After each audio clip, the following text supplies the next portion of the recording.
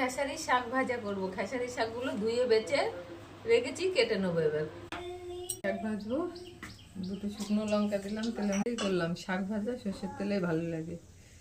রসুন, কাঁচা লঙ্কা, পেঁয়াজ, লঙ্কা ভাজা হয়ে গেছে। বেগুন আর খেসারি শাকগুলো কেটে রেখেছিলাম দিয়ে দিলাম।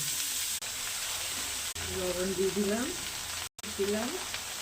চিনি দিলাম, ছেড়ে একটু ঢাকা দিয়ে দেবো।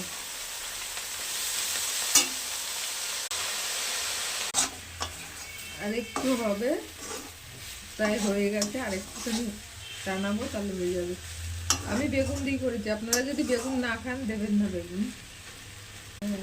আলু দিয়ে, সিম দিয়ে, বেগুন দিয়ে ভালো লাগে, বেগুন দিয়েই করেছি। হয়ে গেছে, ভাজা হয়ে গেছে।